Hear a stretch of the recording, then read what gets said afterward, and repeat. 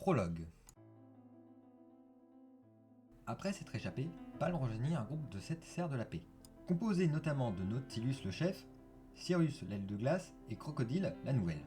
Il expliqua aux cerfs ce qui s'est passé durant la partie 1 du livre précédent. Ne sachant pas où sont les dragonnets du destin, Nautilus décide de passer au plan B. Il ordonna donc à Cyrus de tuer Palm. Celui-ci sera sauvé par Crocodile, qui l'incita à revenir au royaume de la mer. Partie 1. À la recherche des ailes de mer. Suite aux événements du tome 1, nos protagonistes se dirigèrent au royaume de la mer, là où ils trouveront les parents de Tsunami, la reine et le roi, et où ils espèrent être en sécurité. D'un coup, Argyle réalisa que le palais des ailes de mer était sous l'océan, et que seul Tsunami pourra y aller. Mais Comet le rassura en disant que les ailes de mer ont aussi un palais en surface, sauf qu'il est caché, comme celui en profondeur. Soudain, nos protagonistes entendirent des battements d'ailes du ciel, les obligeant à se cacher. Tsunami, caché sous l'eau, aperçut que les ailes du ciel étaient accompagnées d'un aile debout des cerfs de la paix. Suite à ça, Tsunami crut que l'un des ailes du ciel, un peu à l'arrière, avait vu Sony. Il décida donc de l'attaquer, non sans mal. Elle sera aidée par Argyle, avec qui ils réussiront à l'assommer. Les autres en voudront à Tsunami d'avoir attaqué un dragon innocent, car ils pensaient tous qu'il avait paillé. Les dragonnets du destin décidèrent d'épargner la vie de l'aile du ciel et de lui mettre un tronc dessus pour éviter qu'il les suive. Plus tard, nos héros décidèrent de passer la nuit dans une grotte et le lendemain matin, Tsunami décida de partir à la recherche de son royaume seul. Elle aperçut un aile de mer qui communiquait à un de ses congénères, Nautilus, en faisant clignoter ses écailles. Lorsque le premier aile de mer fut isolé, Tsunami tenta de communiquer avec lui, sans succès car Tsunami a dit en aquatique, et je cite, « Hé belle dent, j'adore 3 de tes griffes, et j'aimerais que ton museau soit un ring pour pouvoir le dévorer. » Et quand du bas des ailes, on dirait un requin qui ronfle. Suite à ça, Argyle arriva pour sauver Tsunami, mais elle réussit à convaincre tout le monde qu'ils sont dans le même camp. Plus tard, nos protagonistes révéleront à Naufrage que Tsunami et la princesse disparue, et réussiront à le convaincre de les amener au palais de la surface à la condition qu'Argyle ait les yeux bandés. Et Sony aura demandé car ça ne le dérangeait pas. Près du palais, notre groupe sera confronté à la garde avancée dirigée par Requin, le frère de la reine. Après qu'il eut la confirmation que Tsunami est bien la princesse disparue, Requin ordonna la mort des autres dragonnets du destin. Mais Tsunami ordonnera aux gardes de ne pas le faire, ce qui permit à notre protagoniste d'atteindre le palais d'été. Partie 2, dans les profondeurs de l'océan. Dans le palais, Tsunami décida de faire un discours pour faire bonne impression aux ailes de mer présents, discours qui va mal se passer.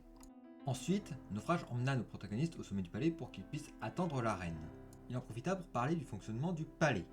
Au sommet, Tsunami se rendit compte qu'il y a 2 trônes. Elle pense que le plus petit est pour elle. Argyle se demanda comment les ailes de mer avaient construit le palais. Naufrage répondit qu'un dragon Animus avait ensorcelé la pierre il y a des siècles. D'un coup, la reine Corail arriva, et on découvre que Tsunami a une sœur nommée Anémone. On découvre que Corail veut toujours se venger de Palm. Puis elle se rendit compte qu'il y a des dragonnets non ailes de mer dans le palais. Tsunami révéla que ce sont les dragonnets du destin. Corail décida de les enfermer pour leur sécurité. Suite à ça, Corail voudra rattraper le temps perdu avec Tsunami en lui offrant un collier de perles. On découvre que Naufrage est le fils de Palm et Tsunami révéla à sa mère qu'elle ne sait pas parler l'aquatique. Après cela, Corail montra son travail. On fit la connaissance d'un vieux dragon moche et stupide et on découvre que Tsunami avait une autre sœur, Orca. Soudainement, Muren arriva, annonçant qu'un certain oursin a aperçu un cadavre d'aile du ciel près du palais. Corail se déplaça immédiatement.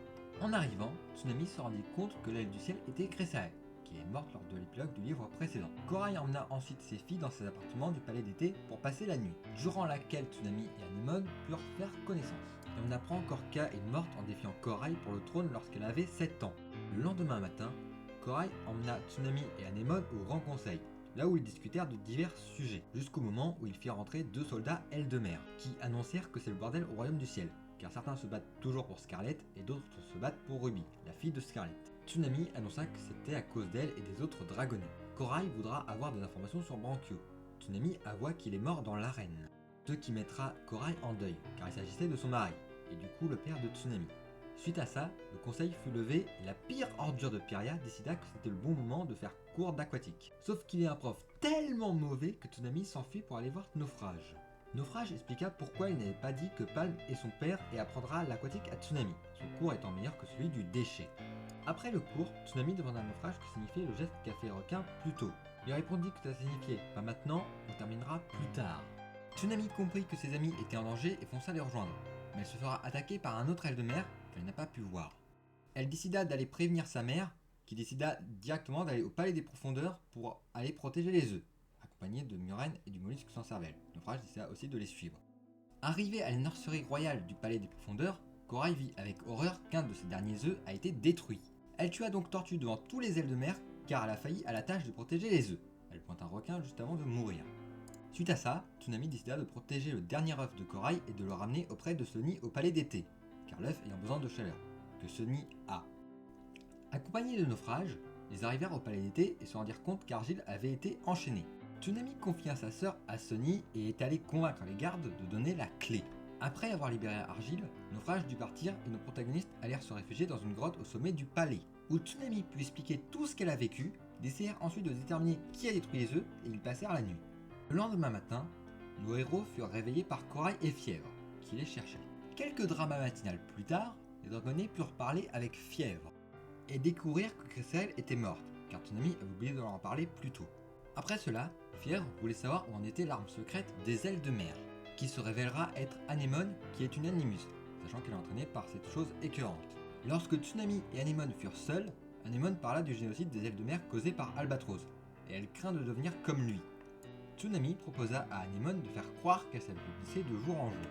D'un coup, du bruit se fit entendre dans la végétation qui compose le toit du palais. Il s'agira de Palme, qui est venu demander grâce à la reine Corail. Un interrogatoire plus tard, on découvre que les gardes ont capturé Naufrage, pensant complice de Palme.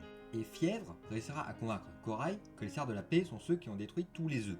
Tsunami proposa un marché à sa mère, où si elle trouve le véritable coupable, Corail devra libérer Naufrage. Sinon, il meurt. Partie 3, l'éclosion.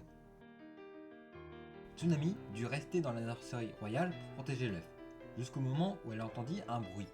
D'un coup, la statue d'Orca se mit à attaquer Tsunami. Elle réussira à la bloquer avec sa lance. Puis elle assista à l'éclosion de sa petite sœur. Sauf que la statue réussira à détruire la lance, ce qui obligea Tsunami à sortir de la nurserie, ce qui bloqua la statue, car elle ne peut pas attaquer si la porte est ouverte. Plus tard, Tsunami rejoignit les autres pour surveiller la dragonnette qui vient d'éclore, et trouver un nom pour elle. Nos protagonistes demandèrent aussi à Comet pourquoi il jouait les Shpates de Fièvre. Corail arriva ensuite pour récupérer Frégate et confirmer que c'était Orca qui avait enchanté la statue. Nos protagonistes étaient sur le point de partir, mais Fièvre arriva pour les en dissuader en manipulant Corail pour qu'elle les enferme, suite au fait que Comet ne la soutienne plus. Nos héros furent emprisonnés dans une cellule entourée d'eau remplie d'anguilles électriques. D'un coup, Anémone arriva sans son harnais, car Corail l'a enlevé pour en faire un à Frégate. Elle voulut aider Tsunami en enchantant une lance pour trouver qui a tenté de tuer Tsunami plus tôt. Le coupable se révélera être ce lâche de larve verte qui voulait devenir roi mais ne voulait pas se marier avec Tsunami. Il se fera ensuite pousser par Anémone dans les anguilles, ce qui le tuera et déchargea les anguilles électriques. Ce qui permit à Tsunami de sortir et libérer les autres, en disant à Anémone d'aller rejoindre sa mère pour que personne ne la soupçonne. En sortant du cachot, les dragonnets se rendirent compte que le palais était attaqué par les ailes du ciel. Ils profitèrent du chaos pour libérer Palme et Naufrage, le dernier avouera à Tsunami qu'il était dans les serres de la paix. Soudain, Crocodile arriva. Elle révéla qu'elle était une infiltrée dans les serres de la paix et que c'est elle qui a mené les ailes du ciel au palais. Elle se fera tuer par Gloria, qui utilisa son crachat magique de la mort sur elle. Naufrage décida de rester pour défendre son royaume, laissant nos protagonistes fuir par un passage dans les airs.